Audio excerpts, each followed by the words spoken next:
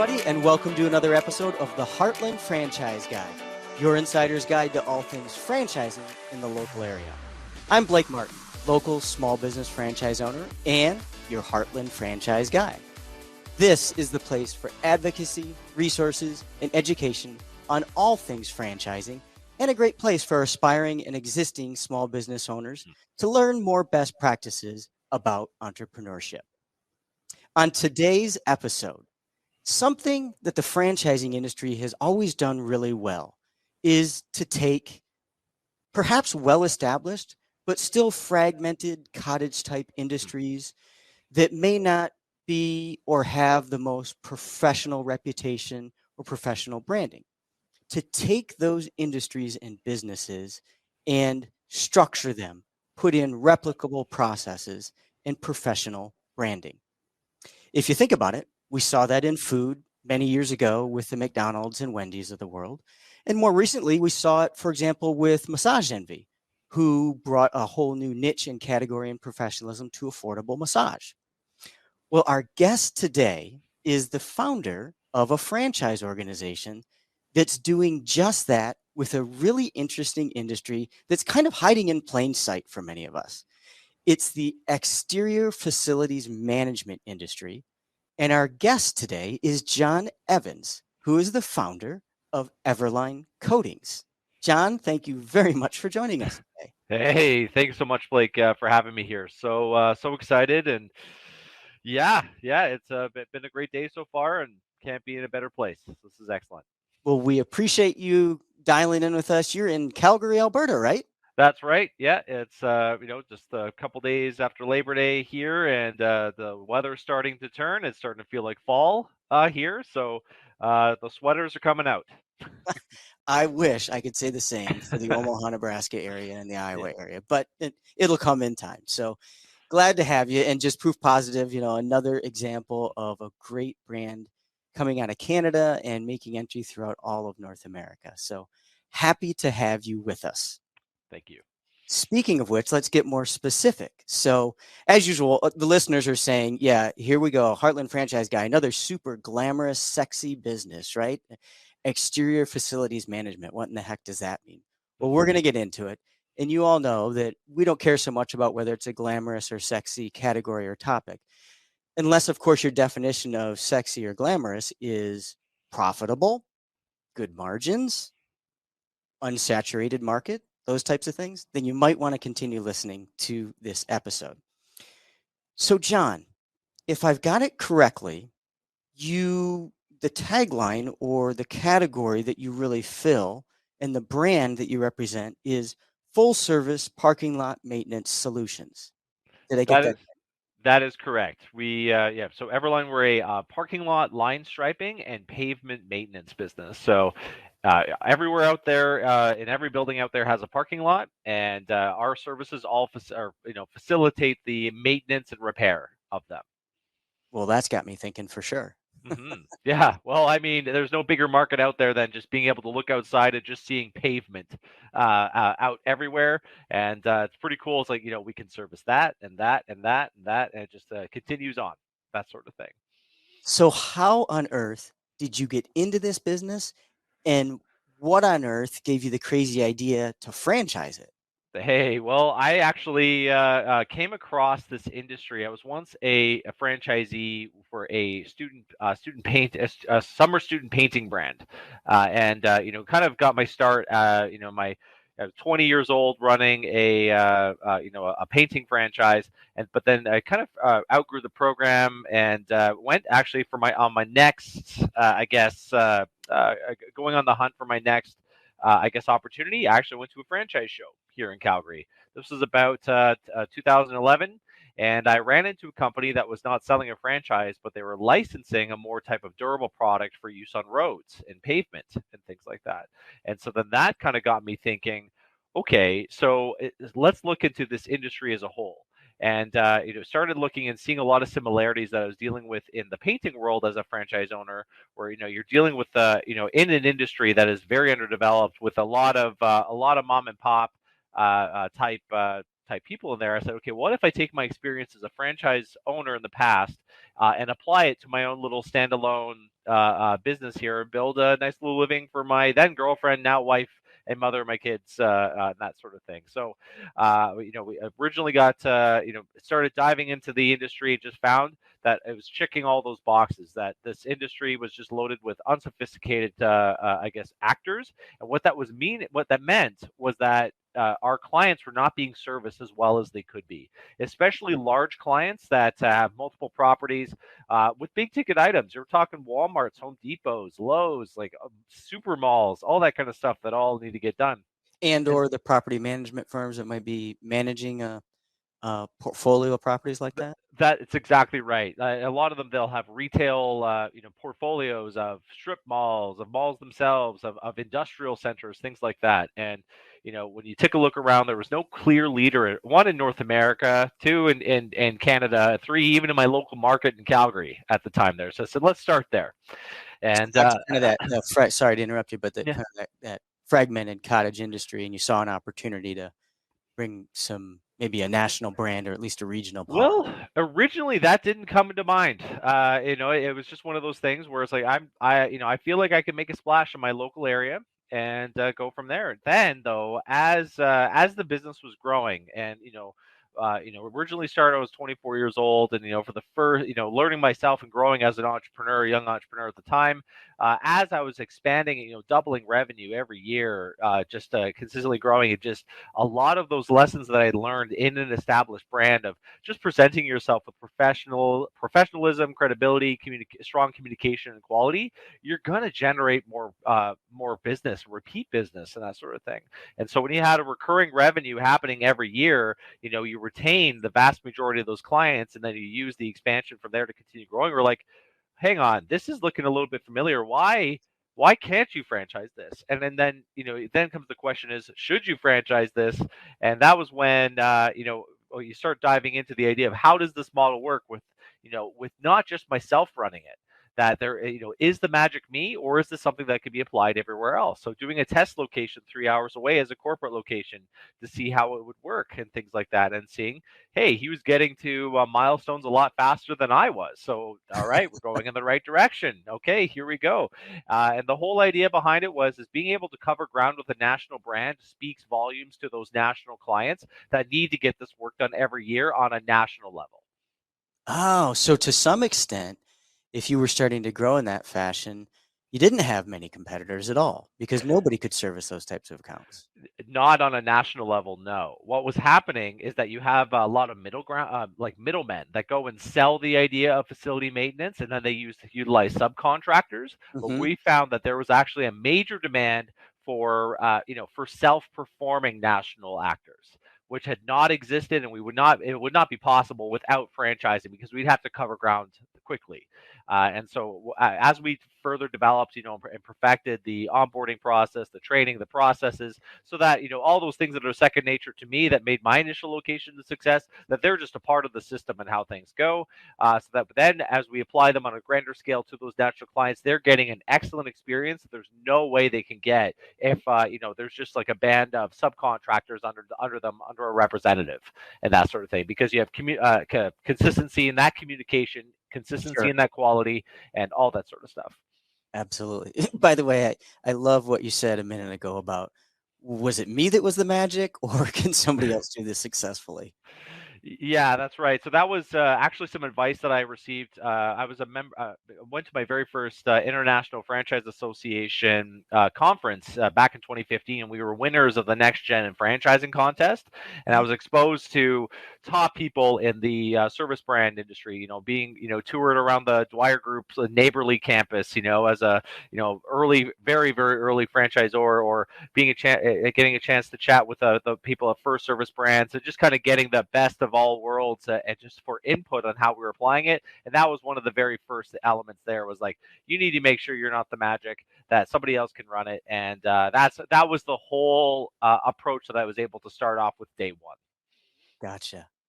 So to review, your customers, it's really a B2B play, right? Business to Yeah. business. Your customers are the facility owners, the building or parking lot owners. That's right. Public and private people that own and manage pavement assets in one way, shape, or form. So if Pavement you own a building, you you pretty much manage those in one way, shape, or form, and well, that all of that comes down to, as well as even just educating them on the proper way to even do that. That's why our tagline is at Everline, we rethink pavement maintenance, and that's how we present ourselves. Is like, listen, we're a part of a long-term partner. We're not just here to just come in, stripe your lines, fill this pothole, seal this concrete. It's like, no, this is part of a greater plan and a greater partnership to make sure you're getting a much greater return on investment for managing this whole portfolio. And this whole pavement side of things needs to be managed properly and that sort of thing. You started to answer, or you put in a partial answer to the question I was going to ask, but I'm going to ask the question anyway. It's the obvious one that you've probably gotten a million times, but I'd like to hear your answer. And that is, so why don't the pavement asset owners themselves, those that own the parking lots, why don't they just do it themselves? Well, yeah, I mean, yeah, a lot of it's an education play. It is specialized equipment and specialized know-how to be able to get the work done. So it's if you do have a set of say you do have a property and a set of properties and need all the line stripes or lines striped. What will happen is you need to train somebody to be able to do it. Otherwise, you're going to have wobbly lines all over the place. You're gonna. It's not going to turn out very, very well. In fact, we have had clients say, "Hey, listen, we have a big enough portfolio. We're going to do this ourselves," and we get it a lot where we're called in to fix what their maintenance guy did, like Oh, that so kind of it's thing. kind of like baseball, right? So it looks on TV, it looks really easy hitting that 80-mile-an-hour fastball, but That's putting down right. that straight line, same thing in real life. That's exactly right. I mean, yeah. I mean, at the end of the day, it is walking straight and pulling the trigger, but it's knowing what paint you got to use, what pressure you got to use, what's at what rate of speed you walk, things like that. It's certainly a one of those easy to learn, hard to master type ideas. Gotcha. Okay, so probably not the thing, not the expertise that building owner or property owner is. No, they should be managing their building. That's their job. That kind of thing. Not focusing on seal coating their parking lot or filling their potholes. That kind of thing. Right. So fast forward to the current day, you described, in the past when you were getting going, do your franchise owners around North America, you're in Canada and the US, correct? Yes. Do your local franchise owners, do they have competition? And if so, who's their competition? There absolutely is competition, but typically they are mom and pop, chuck in a truck type type competitors. That is prevalent in the service based industry. Whether you're a plumber or a painter or whatnot, there's always that kind of those one offs there. And what they tend to, or what this industry has tended to not attract in the past have been people with very strong business acumen or business building skill sets that they are able to apply that to, that this is an actual business, not your standalone owner operator. I'm going to go out there and hand out my cards and then go paint lines myself. We've kind of turned that model in the head and saying, listen, we don't want you on site. We want you managing the client and communicating with the client and managing your team and crew. And so that is a fundamental difference, because that does take a level of skill and know-how to even get to that point of scale and that sort of thing. So that's where our key differentiator lies against our competitors. And if I'm understanding correctly, the construction companies that are actually installing the asphalt and concrete, they are not competitors of yours. No, they hire us actually. So what they do is, like, because our a little sliver of what happens in a construction project or new paving project, it does require expertise to be able to do that properly. You can kind of see behind me here. There's like some straight lines down a new pavement that I installed there. And that took just a lot of experience to be able to get that done. And that's what the pavers hired us to do, or the construction company hired us to do, to be able to get the work done, because they, like a lot of our property management clients, are in need of service partners or subcontractors that communicates with them appropriately. That's our professional, that are there when they say they're going to be. And a lot of it is like herding cats for them. And so when Everline comes along, We say, listen, you're going to be very well communicated with. We're going to be here when we say we're going to be. We're going to complete the scope of work as we've discussed. No problems whatsoever. They're like, thank goodness, because I've been chasing around subcontractors. Any general contractors listening to this will know what I'm talking about. That kind of Yeah, thing. I bet they do, right? Yeah. Yeah, what I'm hearing is, I mean, you are part of an overall value-added package that gives them confidence in winning their own contracts, the actual construction companies. That's exactly right. If you're a construction company, you need to have excellent tradespeople to be able to work, to rely on, and to work within. And that's we work hand in hand with a lot of them all across North America.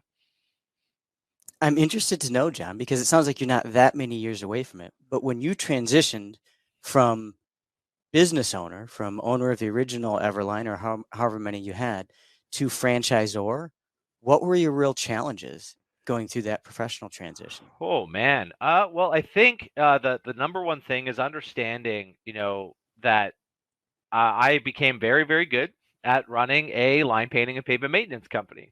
And then when you understand, you start saying, okay, here's some know-hows, here's a manual, here's how we're going to do this all together. And then understanding that, you were dealing with people who have invested in this concept and that they are applying it in their local area, understanding that that being a franchisor is very much a really purposeful, concerted effort into supporting those people to an incredible degree, and as through as many lenses as you can possibly find. So, understanding number one that the franchisor space is it's kind of like one of those Spider-Man tropes, like great power comes great responsibility. You have to be able to be there to support them, and that was kind of a key thing, was just understanding that this is a completely different business, a completely different way of thinking.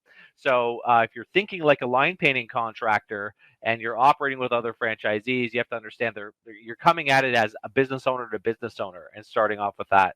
And then, as the company's grown and scaled over these last 6 months, even in our expansion in the United States, a lot of it had to do with being able to scale up ourselves internally. So hiring on consultants internally for us to discover, what is the appropriate way to scale as fast as we are as a franchisor, and making sure that all of that support, the award-winning support that we provide doesn't get lost in the growth process and that kind Sounds of like thing. you're practicing what you preach to your franchisees, right? So surround yourself with based upon strengths and weaknesses, right? Bring in advisors Absolutely. to help you. Yeah. Oh, I know what I know. It's that I don't know everything, and being able to bring on the whole team that does have their strengths and their specialties and things like that in areas that I perceive that we are perhaps not as strong, that I'm not as strong at personally, to make sure that that is being covered.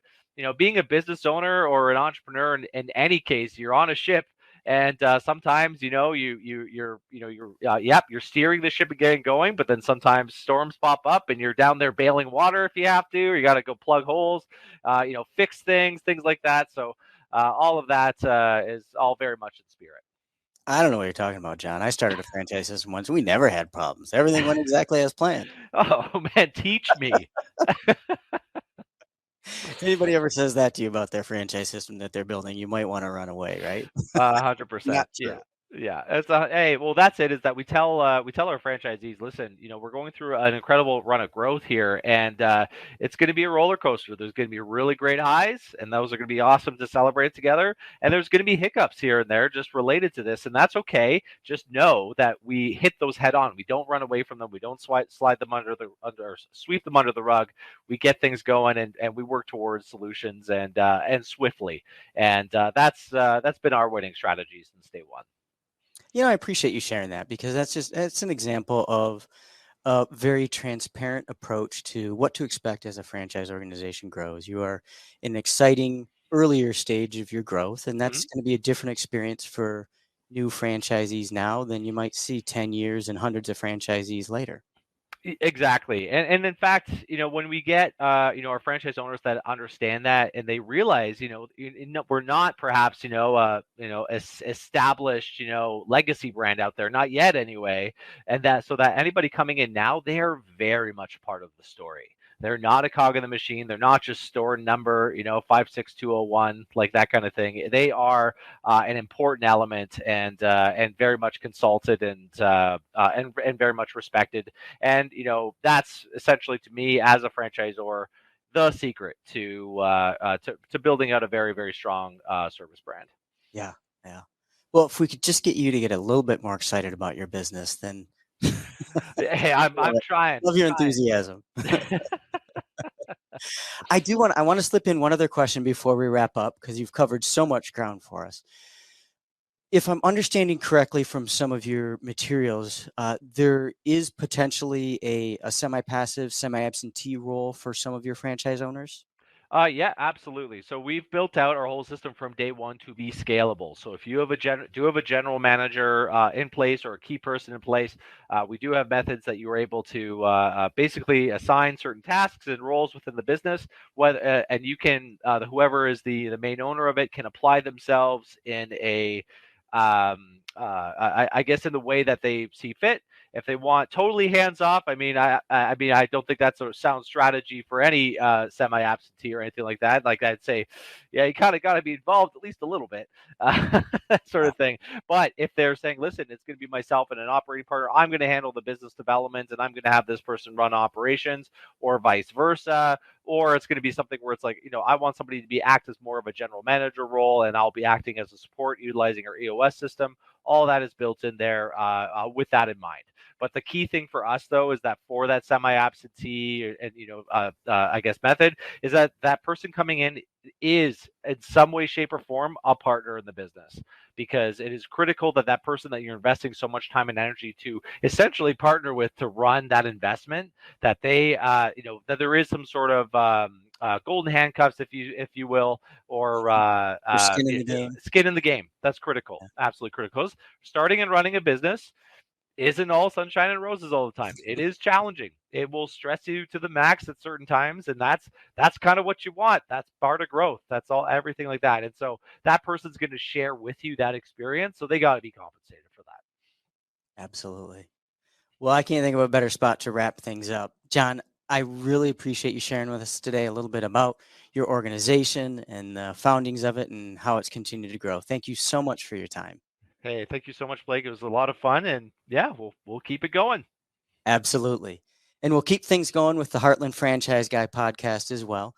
As you all know, if there's anything that you want to get information about, just scan that QR code on your screen and we'll get you in touch with the right folks.